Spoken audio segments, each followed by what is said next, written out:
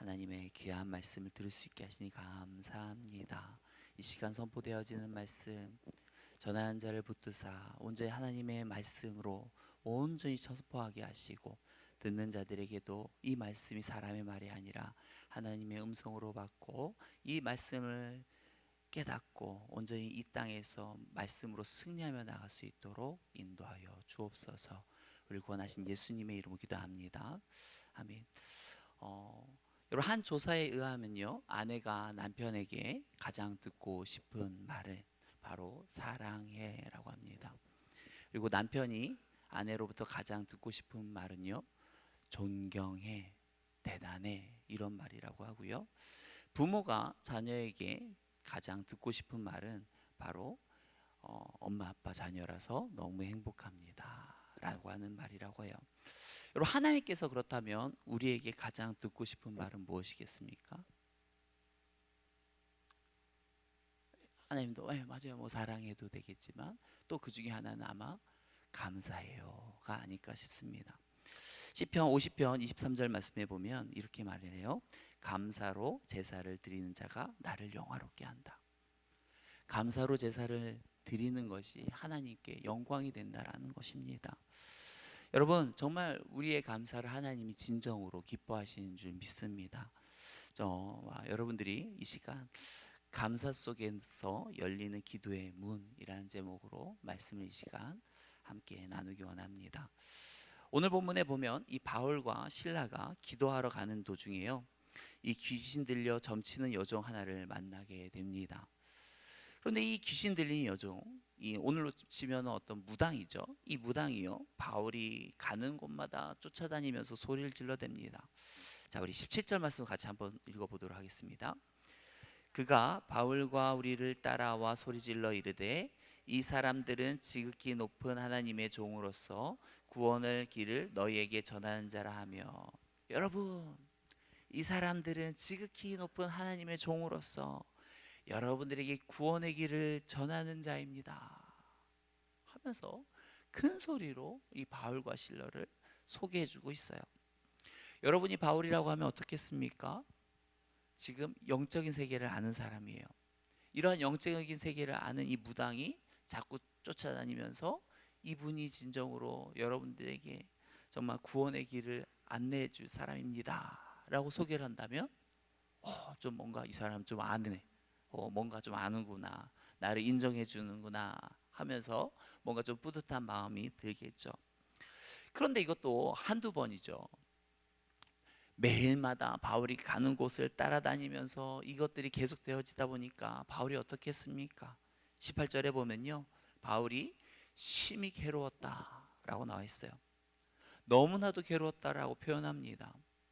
여러분, 과연 이 귀신 들린 여종이 이렇게 바울이 괴로울 정도로 날마다 따라다니면서 큰 소리로 바울 일행을 소개하고 있는데, 과연 이러한 행위가 바울의 어떤 선교 사역에 큰 도움이 되었을까요? 아니면 도움이 안 되었을까요? 여러분, 우리가 기억해야 되는 것은 무엇인가 하면 귀신과는 절대 같이 동역할 수 없다는 것입니다. 이 귀신 들린 이 여종의 이러한 행위가 계속해서 반복될 때마다 그것은 복음 전파예요. 방해가 됩니다. 왜 그런가 하면, 잘 봐요. 바울이 복음을 전하려고 합니다. 그런데 여종이 뭐라고 그래요? 여러분, 이 사람은 하나님의 위대한 종으로서 여러분의 구원의 길을 전하려고 합니다. 바울이 그래요. 알았어요. 내가 복음을 전하려고 하는데 여러분 계속 옆에서 오히려 바울보다 더 큰 소리로 자꾸 이 말도 안 되는 이런 말만 자꾸 반복하는 거예요. 그러니까 말을 제대로 복음을 전할 수가 없는 거죠.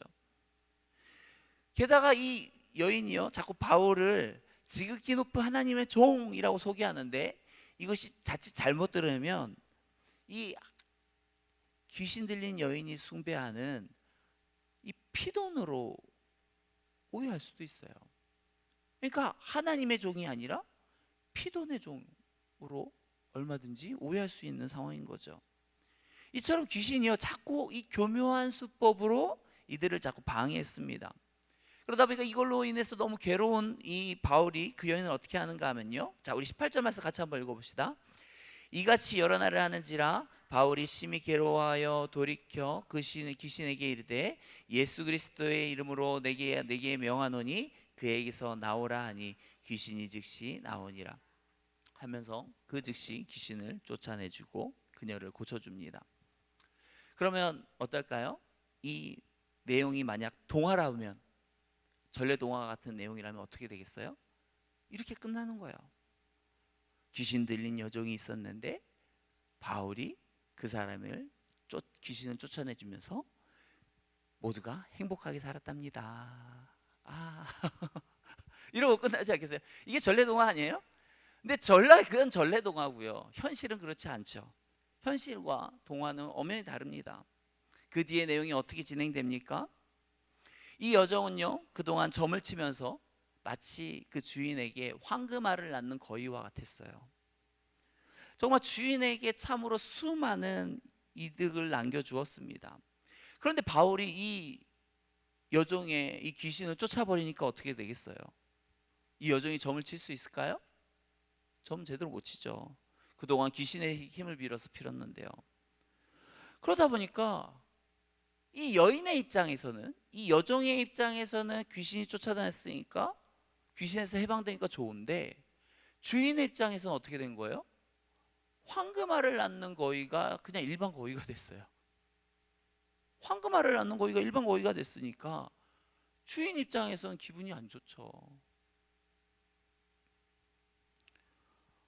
그러니까 이 열받은 주인이요, 어떻게 하는가 하면 바울과 실라를요, 요즘 말하면 어떤 경찰서, 검찰에다가 신고를 하는데, 그런데 이 사람이 찾아가서 여러분, 여보쇼, 이 사람이 지금 내 돈줄을 지금 막았습니다. 원래 점치는 자였고 귀신 들린 자였는데 그 귀신을 쫓아버렸어요. 이렇게 말할 수가 없는 거예요. 그래서 어떻게 그냥 이 아주 희한한 제목을 붙여다가 막 이제 말하는데, 자, 어떠한 제목을 붙이는지 20절, 21절 말씀 같이 한번 보도록 하겠습니다. 상관들 앞에 데리고 가서 말하되 이 사람들이 유대인인데 우리 성을 심히 요란하게 하여 로마 사람인 우리가 받지도 못하고 행하지도 못할 풍속을 전한다 하거늘. 유대인들은요, 원래 좀 격렬한 유혈 폭동을 몇 차례 일으켰습니다. 그러다 보니까 로마 정부 입장에서도 좀 까다로운 민족이에요. 그러면서 요주의 민족으로 찍혀 있는데, 이 주인이 지금 로마 정부가 이 유대인들을 향한 이 불안한 이 선입관을 이용하고 있어요. 이 자들은 유대인인데요, 유대인 몇 명만 보이면 폭동이 일어나는 거 아시죠? 이 자들이 그 폭동의 그 주모자가 될지 모릅니다. 그러면서 이들은요, 또한 유대인으로서 어떤 로마 사회가 받아들일 수 없는 그 풍속을 전하고 있습니다 라고 지금 이야기하고 있어요. 여러분, 우리가 여기서 세상 사람들의 이 속내, 이 심리를 알 수가 있어요. 세상 사람들이 항상 이런 식으로 말하거든요. 세상을 위하는 척, 국민을 위하는 척, 나라를 위하는 척, 정의와 윤리와 법을 말하는 척. 그러나 이들의 목적은 사실 하나입니다. 바로 돈. 내 이익이 없어지니까 그러는 거지, 이들이 이렇게 말하는 것이 뭐 결코 나라를 위하고 국민, 뭐 어떤 가난한 자, 어떤 막 그런 것들을 위해서 이렇게 말하는 게 아니에요. 그냥 이들은 그냥 탐욕의 노예이기 때문에 자신의 이익을 뺏어간 사람들을 어떻게 음해해서라도 그들에게 안갚음을 하고 싶은 것이죠. 또 이 관리들은요, 평소에 이들한테 뭐 뇌물을 받고 그런 사이였는지도 모르겠습니다. 또 이 관리들은요, 괜히 자신이 어떤 관리인데 자꾸 이러한 일들로 인해서 시끄러워지면 내가 손해를 또 당할 수도 있잖아요. 뭐 이렇게 제대로 관리를 못해 하면 손해를 입을 수도 있으니까 군중들의 비율을 맞추기 위해서 이 바울과 실라를 매로 치는데, 근데 이 매로 치는데 그냥 치는 게 아니고요, 옷을 벗겨버리고 그 다음에 매로 칩니다. 여러분, 같은 매를 맞아도요, 맨살에 맞는 거랑 옷을 두껍게 입은 상태로 맞은 거랑 같아요, 틀려요? 틀리죠. 여러분, 파카 입은 다음에 거기다가 팍 때려봐요. 소리는 겁나 커요. 팍. 근데 하나도 안 아파요. 하나도 안 아파요. 그런데 어떻습니까? 맨살에 맞으면요, 소리는 좀 둔탁할 수도 있어요. 어떻게 어떤 거에 따라서. 근데 몸으로서 오는 체감은 완전히 다르겠죠. 그런데 이 바울과 실라가요, 그렇게 벗겨진 채로 정말 수없이 많은 매를 맞는데 거의 실신한 지경으로 매를 맞은 다음에 그들의 뭐 어떤 상처를 치료해주고 옷을 제대로 입은 상태로 뭐 감옥에 넣는 것이 아니라 피가 철철 흐르는 그 상태 그대로 차가운 로마 그 감옥에 그냥 확 집어넣어 버립니다. 게다가 그들의 발에는 차고까지 채워넣었어요. 이 차고가 뭐냐면 성추행전이나 이런 것들 보면 딱 감옥에 넣죠. 그러면 어떻게 그냥 넣습니까? 나 이렇게 뭐 이렇게 목에다가 이렇게 칼을 채우잖아요. 그럼 어떻게 돼요? 뭐 이게 자면은 이것으로 인해서 뭐 베일 수도 있고 불편하고 그런 거 아니에요? 마찬가지예요. 지금 이렇게 매를 맞고 그러면 사실 몸이 안 좋으니까 자꾸 잠이 올 텐데, 근데 자리에다가 착고를 채워 놓으면 만약 자거나 그러면 이 다리가 벌어지면서 엄청난 통증으로 인해서 잠을 잘 수가 없는 거예요. 그러니까 최고의 형벌 중에 하나가 그거잖아요. 잠을 안 재우는 거잖아요. 그렇게 심하게 때려 놓고요, 착고를 채워서 그 차가운 감옥 안에 던져졌습니다. 여러분이 만일 이런 바울과 같은 상황에 도달한다고 하면, 놓여져 있다고 한다면 여러분은 어떠한 생각이 드시겠어요? 지금 이들이 무슨 뭐 나쁜 일을 한 것도 아닙니다. 귀신 들린 자를 구해줬어요. 그런데 거짓으로 고소당하고 또 죽을 만큼 매를 맞고 그랬으니 얼마나 억울하겠어요. 게다가 이들은 원래 이곳에 오고 싶었던 자들도 아니에요. 원래 아시아로 가려고 그랬어요. 그런데 어때요? 하나님께서 거듭 환상 가운데 막 나타나요. 그러면서 자꾸 마게도냐 사람들이 나타나서 이리로 오라, 이리로 오라, 이리로 오라. 이 환상 아시죠? 이리로 오라 해서 간 곳이 이곳이에요. 근데 거기서 뭔 일이 일어나요? 점치운 자를 고쳐줬더니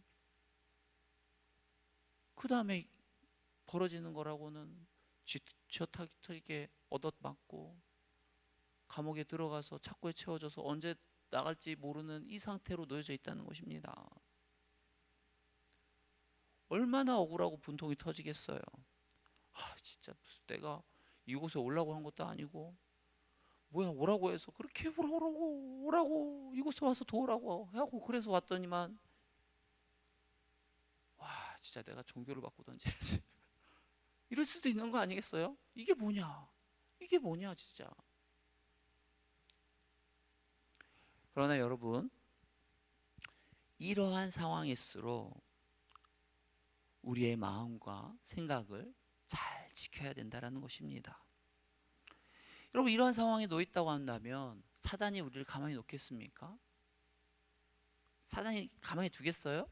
안 둬요. 가만 안 둡니다. 거봐, 내가 뭘 했어? 아시아로 갔어야 된다고 했지. 괜히 이곳에 와가지고 괜히 개고생하고 있는 거야. 왜 굳이 그렇게 막 이곳은 안 됐어. 이거 아니야 막 하면서 자꾸 하나님을 원망하고 하나님을 불평하게 하는 음성이 있다면 그 음성은 누구의 음성이겠어요? 마귀의 음성이에요. 마귀의 음성, 사단의 음성인 겁니다. 그렇기 때문에 그러한 순간이 되면 그것을 다 나사렛 예수의 이름으로 끊어내야 되는 거예요. 근데 만일 우리가 거기에 동조하면서 맞아 내가 오려고 그랬나 뭐 근데 이게 뭐야 내가 뭐 좋은 일 하려고 그랬지 왜 이러는데 자꾸 나한테 이런 일들이 벌어지는 거야 막 하면서 막 이러면 사단이 정말 잡히는 거예요. 사로잡히는 거예요. 그런데 이 바울과 실라가 이러한 분명한 사단의 공격 앞에 어떻게 대응하는가 우리 같이 한번 보도록 원합니다. 25절 말씀 같이 한번 읽어보겠습니다. 한밤중에 바울과 실라가 기도하고 하나님을 찬송하며 죄수들이 듣더라. 이들도 자신에게 왜 이런 일이 벌어지는지 모를 거예요. 왜 내게 이런 일이 벌어지지? 내가 뭘 그렇게 잘못했지? 왜 저러는 거지? 그렇지만 그런 어떤 좋지 않은 생각과 좋지 않은 마음에 사로잡히기 잡히기 전에 먼저 기도하고요, 먼저 찬송을 시작하는 겁니다. 가만히 있으면 뭐예요? 가만히 있으면 원망밖에 안 나온다니까요. 가만히 있으면 불평밖에 안 나와요. 그러다 보니까 바울과 실라가 가만히 있으면 원망과 불평밖에 안 나온다는 것을 알기 때문에 먼저 선점하는 거예요. 뭘로? 기도로, 찬송으로. 지금 상황은 이해 안 되지만 우리를 사랑하시고 죄 가운데 멸망할 수밖에 없는 나를 불러주시고 구원해 주신 그 하나님 앞에 그 은혜를 기억하면서 그냥 기도하고 찬송하기 시작하는 겁니다. 이처럼 우리에게 어떤 원망이 오고 찾아오고 불평이 찾아올 수 없는 상황이지만 그 상황에서도요, 어떤 하나님의 응답을 받아서도 아닙니다. 먼저 기도로, 찬양으로 선점하는 것이 굉장히 중요해요. 그렇게 할 때 어떻습니까? 우리에게 하나님의 놀라운 임재가 있는 거예요. 하나님의 함께 하심이 있는 거예요. 하나님이 주는 위로와 평안이 있는 것입니다. 그들이 얼마나 기도하고 얼마나 찬송을 했는지는 모르겠지만 그들은 분명 그들과 함께 하시는 하나님의 임재를 느낄 수 있도록 간절히 소망하면서 기도하고 찬양했습니다. 얼마나 이들이 간절히 기도하며 찬양을 했는지요, 그냥 뭐 단순히 작게 작은 소리로 뭐 찬양하고 이런 게 아닙니다. 정말 모든 그 주변에 있는 죄수들이 다 들을 수 있을 정도로, 아, 저들이 왜 이렇게 미쳤나? 왜 저래? 저 상황에서 찬양이 나오나? 이렇게 된 거 아니야? 저 하도 많이 맞았고 저렇게 된 거 아니야? 할 정도로 큰 소리로 막 찬양하기 시작하는 거예요. 남들이 뭐라고 하든 미쳤나 하고 소리 지르면서 야 좀 조용히 좀 하라고 하고 하든 그들은 상관없이 완전히 하나님께 몰입하여 찬양하고 있습니다. 평화 평화로다 하늘 위에서 내려오네 그 사랑의 물결이 영원토록 내 영혼을 고이 사네. 평화가 어디에서 옵니까? 상황과 환경에서 오나요? 하늘에서 와요. 내가 비록 매를 맞았어도, 내가 왜 이 매를 맞아야 되는지 이유를 알 수 없어도, 그러나 그런 상황 속에서 기도하고 찬양하니까 하나님께서 주시는 놀라운 평화가 하늘에서부터 우리의 삶 가운데 임하는 것입니다. 여러분, 물론 고난이 없는 것이 복이에요. 고난이 없는 것도 복이지만, 그러나 그런 고난 중에 기도할 수 있고 찬송할 수 있고 그러함으로써 하나님의 놀라운 임재를 느낄 수 있다면 그것 또한도 놀라운 하나님의 복인 줄 믿습니다. 여러분, 하나님께서 정말 우리가 어떠할 때 기도하고 찬양할 때, 어떠한 상황에서 기도하고 찬양할 때 우리의 찬양과 기도를 기뻐하시겠어요?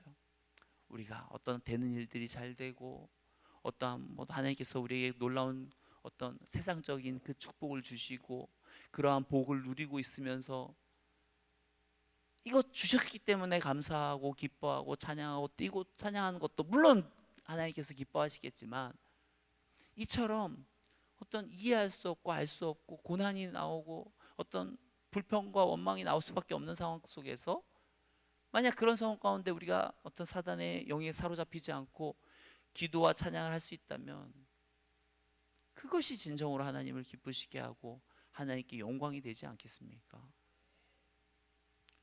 여러분, 우리 인간은요, 한 심리학자가 우리 인간을 다 봤더니 하루에 인간이 수만 가지의 생각을 한대요. 막 4만 가지에서 한 6만 가지의 막 생각들이 스치스치 막 지나갑니다. 정말 4만 가지에서 6만 가지면 얼마나 많은 생각들이 막 스쳐 지나가는 거예요. 그런데 놀라운 것은 그 생각들의 75%가 부정적이래요. 일반적인 사람의 그냥 그 수많은 생각들의 그 4만에서 6만 가지의 생각들이 지나가는데 그 생각들의 대부분이 부정적인 생각이라는 거예요. 그러면 매일매일 3만에서 4만 가지의 부정적인 생각들을 하고 살아가고 있는 거예요. 그러나 우리가 기억할 게 있어요. 원망과 불평에서는 우리의 본성대로 우리가 그냥 늘 그냥 가만히 있으면 우리는 원망과 불평이 있고 부정적인 생각이 나는데 원망과 불평을 해서는 절대 감옥문이 열리지 않는다는 것입니다. 절대 이 상황이 안 좋으면 안 좋은 방향으로 갔지 이 상황이 어떤 뭐 역전이 일어나고 뭐 하나님의 어떤 도우심을 누리고 기적을 경험하고 임재를 느끼고 평화가 찾아오고 이런 일들은 절대 일어날 수 없어요. 여러분 오늘 본문에 이 빌립보 감옥 절대 열릴 것 같지 않은 이 빌립보 감옥의 문이 어떤 때 열립니까? 바로 바울과 실라가 기도하고 찬송할 때예요. 이 기도와 찬송이 뭐가 그렇게 능력 있나 할지 모르지만 아니에요. 이 기도와 찬송에 진정한 어떤 하나님의 능력이 있습니다. 정말 이 얽매인 것을 끊어내는 것이 기도의 능력이고 감사의 능력인 줄 믿습니다. 유명한 이 스펄전 목사님께서 뭐라고 말씀하셨는가 하면요, 불행할 때 감사하면 불행이 끝나고 형통할 때 감사하면 형통이 연장된다. 다시 한번 말씀할게요. 불행할 때 감사하면 불행이 끝나고 형통할 때 감사하면 형통이 연장된다.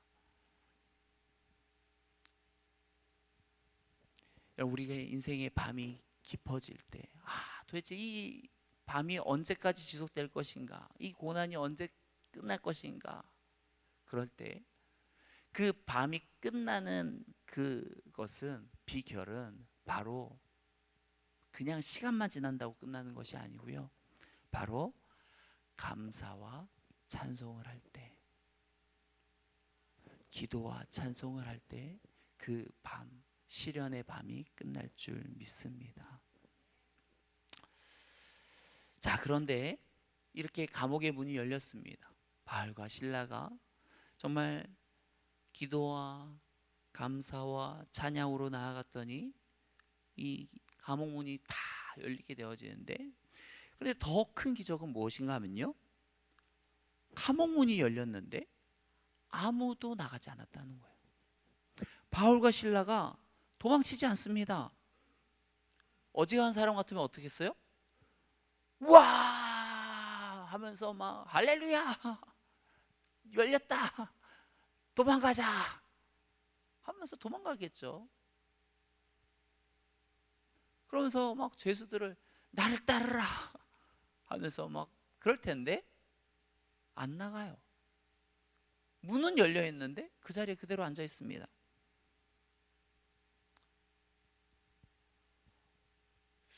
이와 같이 이 바울과 실라가 얼마든지 나갈 수 있음에도 불구하고 나가지 않고 이 조금도 움직이지 않고요, 그 자리에 머물러 있음으로써 이러한 행동이 바로 이 간수에게 이 하나님의 메시지를 전달하는데 아주 중요한 어떤 계기가 됩니다.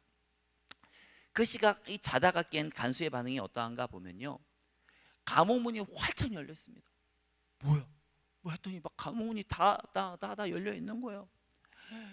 그러자 이 사람이 스스로 생각합니다. 다 도망갔다.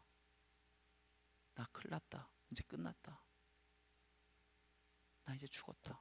왜냐하면 그 당시 이 죄수를 놓치면 간수가 이제 죽임을 당해야 되거든요. 간수가 그 모든 것들을 책임을 당해야 돼요. 그러니까 이래 죽나 저래 죽나 똑같다. 남의 손에 죽을 바에 내 손으로 죽자 하고 흉기를 들어서 자기를 찌르려고 하는 순간이에요. 그때 갑자기 어디서 음성이 들려옵니다. 내 몸을 상하게 하지 말라. 우리는 여기 있다. 바로 그 음성 때문에 간수가 얼마나 놀랐는지요. 잡고 있던 칼을 그만 떨어뜨려 버립니다. 간수가 얼마나 이 열려있는 이 감옥 문을 보고서 절망에 빠졌는지요. 그 안을 들어가서 확인해 볼 생각조차 안 해버린 거예요. 그리고 이 바울의 이 음성을 듣고요, 그제서야 이제 간수가 들어가서 확인을 하는데요, 이 간수 입장에서는 딱 그 음성이 얼마나 복된 소식이었겠습니까? 정말 복음인 거예요. 와, 진짜? 들어가 봤더니 다 있는 거예요. 다 있어요. 이해가 안 되죠. 아니, 어떻게 감옥 문이 열렸는데 다 그대로 앉아 있을 수 있지? 신비한 거예요. 그러면서 그 자리에서 감옥 문이 열려 있는데도 불구하고 나 여기 있다, 죽지 마 라고 말하는 사람이 너무 신비한 거죠. 그래서 어떻게 합니까? 자, 우리 한번 29절 30절 말씀 같이 한번 읽어보도록 하겠습니다. 간수가 등불을 달라고 하며 뛰어들어가 무서워 떨며 바울과 실라 앞에 엎드리고 그들을 데리고 나가 이르되 선생들이여 내가 어떻게 하여야 구원을 받으리까 하거늘. 분명 이전까지요, 이 간수는요 바울과 실라를 함부로 무시하고 억압하면서 거칠게 분명히 얘기했을 겁니다. 그런데 그랬던 그가 갑자기 완전히 태도가 바뀌었어요. 갑자기 그들을 선생님이라고 부릅니다. 그리고 바울과 실라 앞에 엎드립니다. 그러면서 정중히 말합니다. 내가 무엇을 하여야 구원을 얻으리까? 갑자기 구원을 어떻게 얻습니까? 라고 막 물어요. 그러자 바울이 뭐래요? 아주 간단하면서도 강력한 진리를 전합니다. 우리 31절 말씀 읽겠습니다. 이르되 주 예수를 믿으라. 그리하면 너와 내 집이 구원을 받으리라 하고. 주 예수를 믿으라. 그리하면 너와 내 집이 구원을 얻으리라. 간단하게 그냥 복음을 전했는데 이 메시지가 팍 비수에 꽂혀가지고요, 이 일을 통해서 간수와 그 온 집안이 구원을 받고 하나님을 찬양하게 됩니다. 참으로 이해할 수 없는 이 고난, 내가 뭘 잘못했지? 내가 이 귀신 들린 자를 고쳐주고 주의 열심으로 한 것밖에 없는데 왜 내가 이렇게 매를 맞고 감옥에 들어오고, 내가 그냥 온 것도 아니고 그렇게 마게도냐 사람이 나타나서 이리 와서 도우라고 해갖고 와서 도우라고 해서 왔는데 도저히 이해가 안 됐죠. 도저히 이해가 안 됐지만, 그러나 그 도저히 이해 안 되지 않는 그 상황을 통해서 결국 하나님께서 어떤 일들을 일행하세요? 그 일 통해서 결국 이 간수와 그의 온 집안이 구원받는 역사로, 선한 일로 하나님께서 들어 쓰시는 것들을 보게 됩니다. 여러분, 우리의 고난도 마찬가지예요. 우리의 고난 가운데 있으면 이 고난이 왜 있는지 몰라요. 내가 왜 이런 일을 당해야 되지? 내가 뭘 잘못했나? 내가 뭐 실수했나? 내가 뭔가 하나님께 죄지었나? 우리가 어떠한 그 크신 하나님의 뜻을 이해하기는 어려울 수 있습니다. 하지만 그러나 우리가 기억할 게 있어요. 하나님은 모든 것을 합력하여 선을 이루신다는 것입니다. 이해할 수 없는 이 상황, 이 현실, 이 괴로움, 이 아픔, 이 고난, 이 역경을 통해서 하나님은 그것을 통해서 또 복음이 필요한 자에게 복음을 전하시고 또 새로운 가정에 생명이 들어가는 역사들이 일어나는 것을 보게 됩니다. 저와 여러분들이 이 땅을 살아갈 때 그 어떠한 고난을 닥친다 할지라도 이 바울과 실라처럼 믿음과 기도로 나아가시길 바랍니다. 원망과 불평이 찾아올 수 있는 상황 가운데 가만히 있지 마세요. 가만히 있으면 원망과 불평밖에 안 나오고 사단에게 사로잡히기밖에 더 하겠습니까? 그때 우리가 할 것은 기도로, 찬양으로 선점해야 됩니다. 신실하신 하나님, 우리를 사랑하신 하나님, 우리의 아버지 되시는 그 하나님, 그 하나님께서 이유 없이 우리에게 고난을 주시지 않습니다. 분명한 뜻이 있음을 믿으면서 우리가 그 어떤 상황 속에서도 하나님의 그 신실하심, 선하심을 의심하지 않고 먼저 기도와 찬송으로 선점하며 나아갈 때 이 바울과 신라 가운데 일어났던 놀라운 기적의 역사들이 우리의 삶 가운데 일어날 줄 믿습니다. 늘 기도로 찬송으로 승리하며 나아가는 저와 여러분들이 되기를 축원합니다. 이 시간 같이 통성으로 기도하며 나아가겠습니다. 하나님, 이 자리 가운데 혹여라도 고난과 역경으로 인해서 괴로워하는 자들이 있습니까? 가만히 있지 않게 원합니다. 먼저 기도로 찬양으로 선점하게 하시고 하나님의 임재와 그 비밀을 온전히 누리게 하여 주옵소서. 이 시간 같이 통성으로 기도하며 나아가겠습니다. 기도합니다. 사랑과 은혜가 많으신 하나님, 참으로 알 수 없는 고난과 아픔으로 이해할 수 없는 일들로 차마 이 땅에서 괴로움을 겪는 영혼들이 있습니다. 하나님, 그들의 아픔을 헤아려 주시고 그런 아픈 상황 속에서 가만히 있지 않기 원합니다. 먼저 기도하게 하시고 먼저 찬송하게 하시고 먼저 하나님의 말씀을 묵상하게 하셔서 강력한 하나님의 임재를 누리게 하여 주시옵소서. 정말 이 평화는 삶 가운데에서, 상황 가운데에서, 여건에서 나오는 것이 아니라 정말 하늘에서 주시는 것이 놀라운 진정한 평화인 줄 믿습니다. 하나님, 우리의 영혼이 진정으로 하늘로부터 내려오는 평화를 누리게 하시고 정말 그렇게 기도하며 찬송할 때 정말 감옥문이 열렸던 것처럼 우리의 삶 가운데 기적이 일어나게 하시고 하나님의 함께 하심을 경험할 수 있도록 인도하여 주옵소서. 우리를 구원하신 예수님의 이름으로 기도합니다. 아멘.